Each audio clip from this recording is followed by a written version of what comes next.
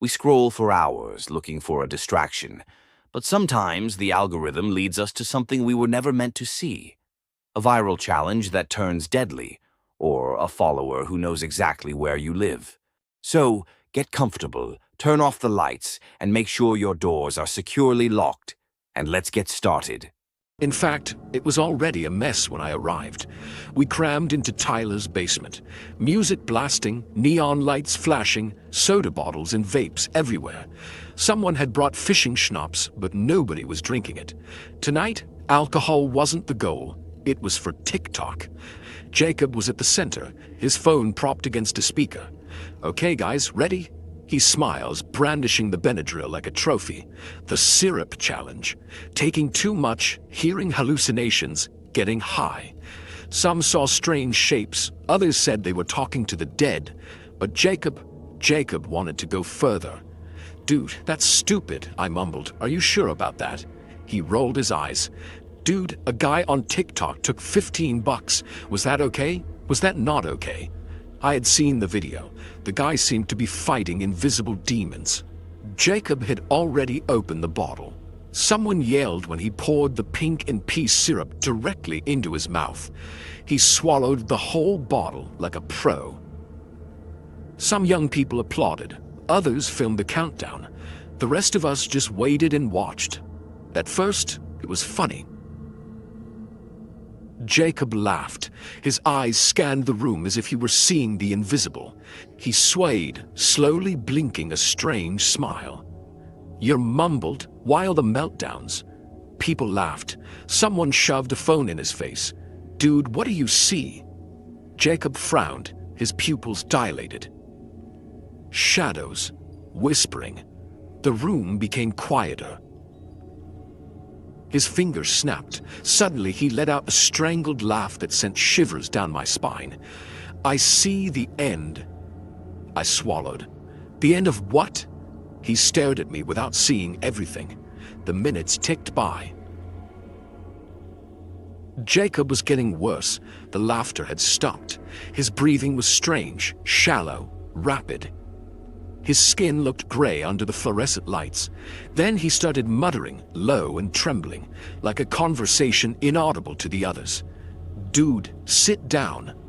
A detailer, looking uncomfortable. Jacob ignored him.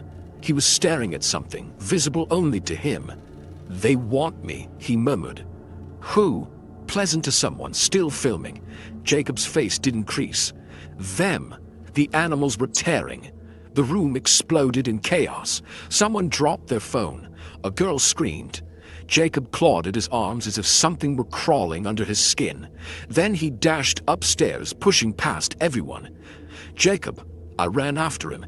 We found him in the garden, staggering towards the edge, above a 2-story drop. "Jacob, stop!"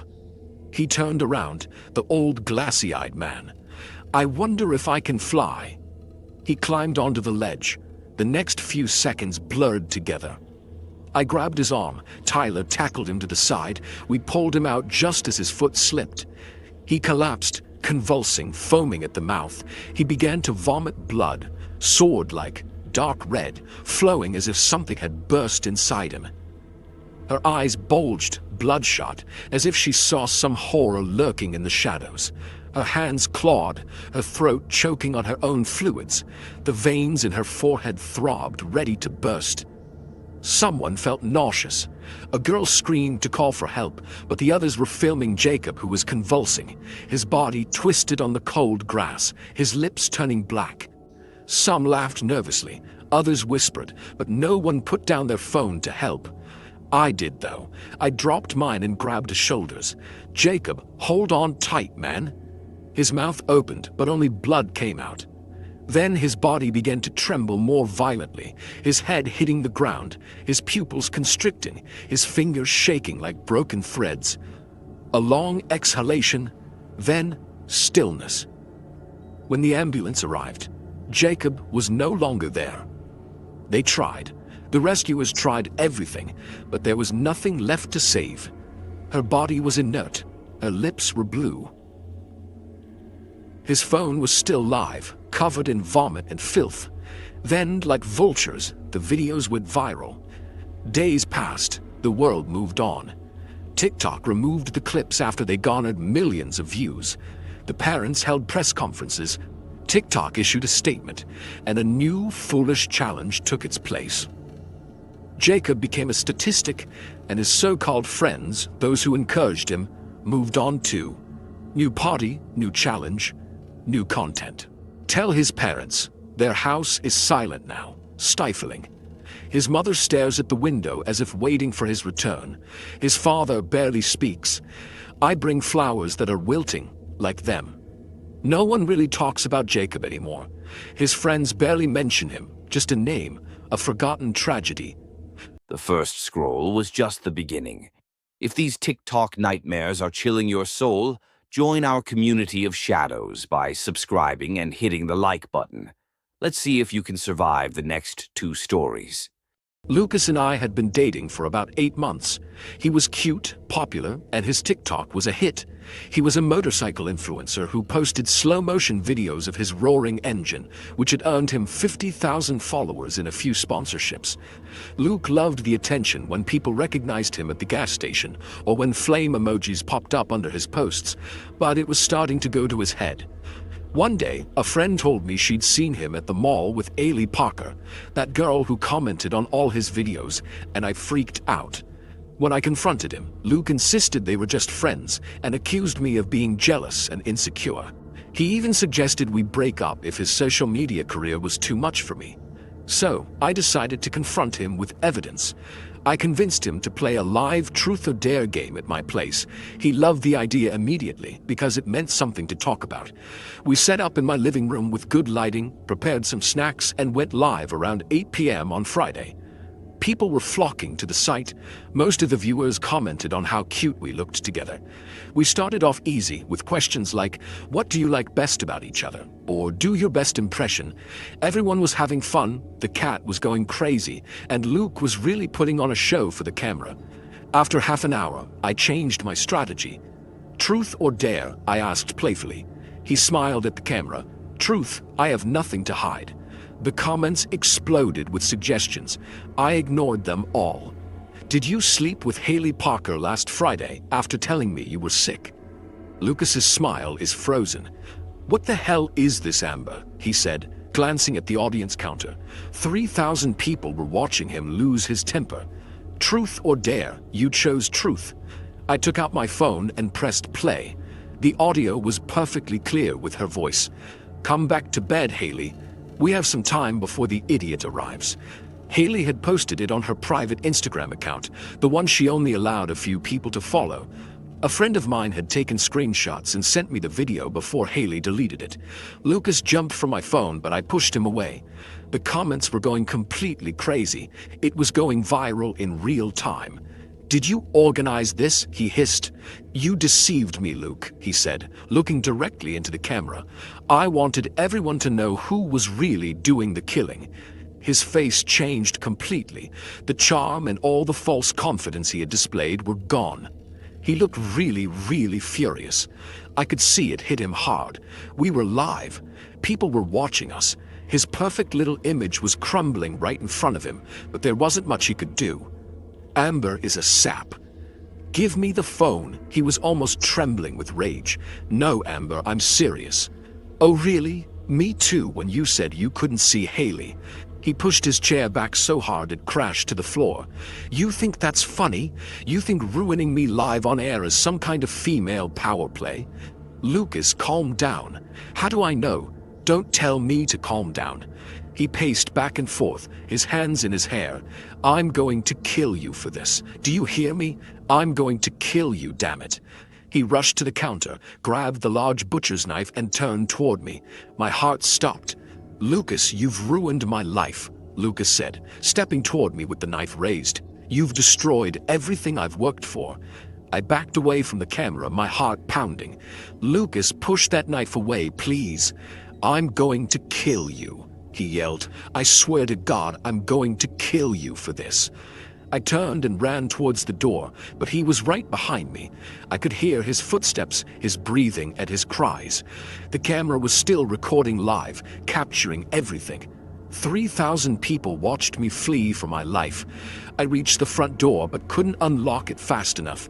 Lucas grabbed my shirt and pulled me back. I screamed. He swung the knife towards my face, and I raised my arm, hearing the blade cut it. I yelled as warm blood ran down my elbow. "You destroyed me." He was crying now, raising his head. The knife struck at random and hit my side just below the ribs. The pain exploded inside me. Then the door suddenly opened. My friends burst in. Tyler pushed Lucas to the side and they both fell. The knife slipped across the floor. Maya jumped on Lucas's back while Jake pinned his arms. Lucas was still yelling and struggling. "Let me go. I'm gonna kill you all. You ruined everything." Jake's girlfriend had her phone in hand. Lucas was struggling, trying to bite Tyler's arm and kicking Maya. It took all three of them to hold him until the police arrived. When the cops showed up, Lucas was still shouting threats. They had to handcuff him while he screamed about his followers and his career. As they dragged him toward the police car, he turned to me. "You think it's over?" he shouted. "I'll come for you when I get out. You're dead, Amber. You hear me? You're dead." The live stream had stayed on all that time. By morning, it was everywhere. Lucas was charged with assault, terroristic threats, and attempted murder. He accepted a deal. He got 3 years in a juvenile center, but his lawyer let me know that when Lucas turns 18 in 6 months, he'll go to adult prison, and when he gets out in 2.5 years, nothing will stop him from finding me. Miles and I had this TikTok account where we posted silly pranks and dumb challenges. Nothing extraordinary, just things that made us laugh, a few thousand subscribers and sometimes partnerships.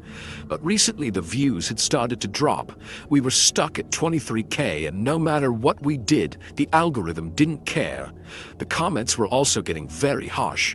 Then one evening, Miles texted me saying he had an idea that would break the internet. The next day, he showed up at my place with a smile like he'd just solved the end of the world. "Dude, listen, there's this new trend called the midnight hide. It's kinda risky, but everyone who did it blew up." I frowned. "What's that?" He explained that we should break into a house at night, hide there until morning, film everything, and post it. It sounded stupid and dangerous, but we were 16. And when you're 16 and chasing views, stupidity becomes an adventure too. We picked this house at the end of our street. It's been dark for weeks. Newspapers pile up on the porch. We thought the owner was away. We entered through a basement window around midnight. The house was silent and smelled like a hospital. "Perfect," whispered Miles, already filming. "We're gonna kill it." We went upstairs. The kitchen was full of old takeout containers. The dishes were piled up in the sink. We started messing around in front of the camera, eating from the fridge and laughing. Miles found an expensive perfume in the bathroom and sprayed it on himself, joking that he smelled rich for once. Our subscribers loved it. Comments kept pouring in. People said we were crazy, that we had guts. Then, one comment made us stop dead in our tracks. Someone was talking about the pile of sheets behind us, saying they had strange stains like blood. Miles turned his camera toward the corner of the living room, and indeed, a pile of white sheets was crumpled against the wall. He approached with his flashlight. The stains were dark red and spread all over. "Dude," whispered Miles, "this is real blood." My stomach twisted. "We have to get out of here now." I swallowed, but before moving, we heard a key in the creaking door. Someone had come in. We froze, listening to heavy footsteps going up the stairs. Miles grabbed my arm and pointed toward the bedroom. I dove into the closet while Miles hid under the bed. Through the gap in the door, I saw a guy enter. He looked to be in his 40s and appeared ordinary. He wore worn jeans and a polo shirt. Nothing about him screamed danger, which made him even frightening. He went to the corner and pulled the sheets. What I saw almost made me scream. It was the corpse of a man with a bullet in his head. The dead man's eyes, wide open, expressed terror. The wound was still bleeding, but the blood was thick. I pressed my hand against my mouth. My heart was racing. The house of a killer who was just steps away had been burgled. I was panting as the guy grabbed the body by the arms and began dragging it. He was almost out when suddenly he stopped and sniffed the air. He started pacing around the room. "I know you're somewhere in here, buddy," he sneered. "I can feel you. Come out now." I promise it'll be quick." He pulled a gun out from under his sweatshirt, then bent down to look under the bed. "Well, hello there." Miles came out and raised his hands, pleading with the guy.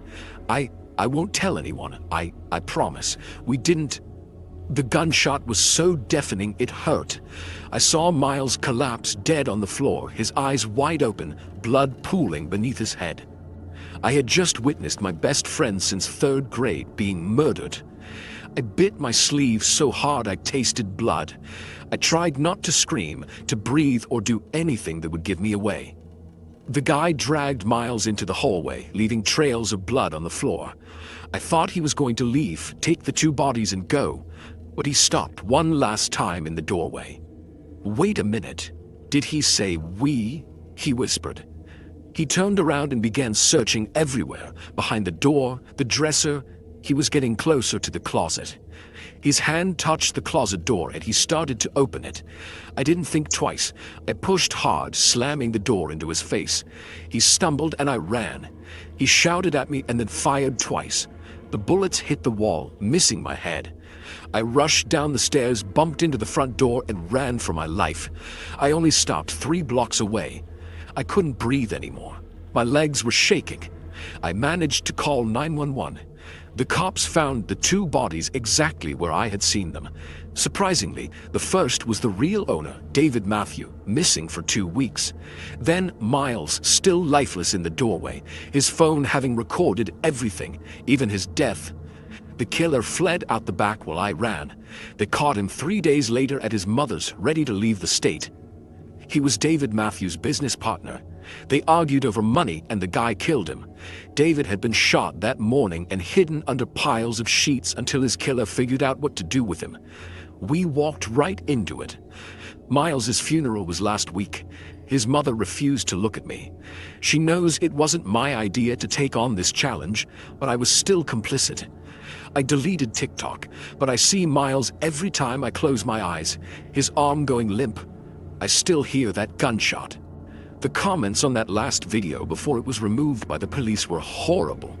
People said it was fake, staged for views. They didn't believe it was real, even with Miles bleeding in front of the camera. That's what we wanted, right? To go viral and get views. We got that at the cost of Miles's life. In sophomore year, we had this girl, Bianca, who practically ran the whole school. She was stunningly beautiful, her parents were rich, and she had like 5,000 TikTok followers, so she acted like a celebrity.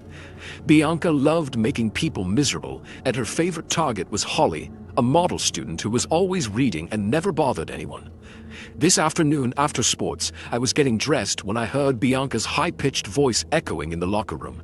She had her phone and was probably doing a live on TikTok. "Guys, you won't believe what I found in the showers." I looked and saw Ollie standing there, just wrapped in a towel. She was frozen and trembling. Bianca was pointing her phone straight at her, while the comments poured in. Almost all were cruel about Holly's appearance, her body, everything. "Look at this," Bianca said, circling Holly with her phone. "This is what happens when you're too busy being a nerd to take care of your looks." Holly's face was bright red. She gripped her towel tighter, trying to make herself as small as possible. Tears streamed down her cheeks, but that didn't stop Bianca. Suddenly, she reached out and tried to snatch the towel away. Oli screamed and managed to hold her back with all her strength. Bianca kept humiliating her like she always did. I don't know what came over me. I had seen Bianca terrorize people for years without saying anything, afraid of being the next one. But seeing Oli there, in tears, mocked by hundreds of people, something snapped inside me. "Enough," I said, stepping between them. Bianca turned the camera towards me. "Look, everyone, another loser defending the monster." I stared at Bianca. "You have to stop. Or else..." She stepped closer, phone still recording. "Are you going to cry too, the nerd?" I'd had enough. "Your father has been cheating on your mother for 2 years," I said, loud enough for the stream to hear. "That's why she asked for a divorce and moved in with her sister last month, leaving you behind." Bianca's smile wavered. "Shut up. And this isn't." You had it redone last summer. I saw the before photos your cousin posted. You paid a surgeon to fix what you hated, and now you're tearing others down for their authenticity. The locker room fell silent, except for the flurry of comments on the live stream. I said, "Shut up." Bianca's voice broke. "You're cruel because you're unhappy. You destroy people because you hate yourself." Her whole face changed. The false sweetness disappeared, replaced by rage. She slapped me so hard my vision blurred. The smack echoed through the whole locker room. "You think you're better than me?" she shouted. "You and your broke dad who can barely pay the rent?" She plunged her hand into an open locker and grabbed a pair of scissors, the kind from art class with long, sharp blades. She brandished them in front of the camera. Her eyes gleamed like a wolf's. "Let's see your bald head on TikTok." She grabbed my hair with her free hand and raised the scissors. That's when Oli screamed like a wounded animal and jumped on Bianca from behind. She pushed Bianca violently. Bianca stumbled and the scissors clattered to the floor. What followed happened in seconds. Oli bent down, picked up the scissors and charged at Bianca. Bianca tried to flee, but Oli was faster. "Oli, stop." I tried to intervene, but she didn't listen. She caught her near the showers and plunged the scissors straight into Bianca's eye. The screams were horrible, mixed with the sound of metal piercing flesh. The live stream continued, capturing everything. Blood ran down Bianca's face as she collapsed, but Oli didn't stop. She kept stabbing Bianca's neck, chest, and anywhere she could reach. Blood was everywhere, splattering the tiles, pooling on the floor, splashing the shower curtain. Oli laughed as if she was savoring her victory while I screamed for help. Oli was still laughing when the police arrived, covered in blood, holding the scissors. They had to pin her to the ground to take them away. She fought the whole time, laughing, screaming, and trying to get back to Bianca's body. The trial was brutal. Oli's lawyers pleaded temporary insanity caused by prolonged psychological torture. The prosecution showed the TikTok live stream, the 13 minutes of Bianca's cruelty leading up to Oli's attack. The comments also served as evidence of thousands who participated in harassment against Oli. Oli was declared mentally unfit to stand trial. She is now in a psychiatric facility. Doctors say she suffered a full psychotic break. I still go to the same school, but it's different. Phones were banned from the locker rooms, anti-bullying programs launched, and counselors brought in. Bianca's parents tried to sue everyone. The lawsuits were dismissed.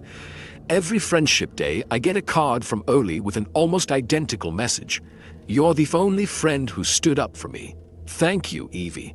Sometimes she draws flowers. Sometimes there are spots that could be tears. I visited her once. Oli seemed calm, medicated, but peaceful, until I mentioned Bianca. Then her gaze went distant and that laugh started again. I don't think Oli regrets anything, but I keep thinking back to that day, to Bianca's face when Oli lunged at her. The live video still circulates somewhere. People downloaded it before it was taken down. I've seen it on gore sites and conspiracy forums. People analyze the footage, debate if it's real. Some use Bianca's death as entertainment, just as she used Holly's humiliation for amusement. I still wake up screaming at night. My therapist says I've experienced trauma and need to process it. But how can I come to terms with having seen someone destroy another person so completely that murder seemed like the only option? Every Friendship Day, I receive this card and wonder if Holly knows what she did to me that day. If she understands that I see her above Bianca's body every time I close my eyes. If she knows that I too am trapped in that locker room, just in a different way.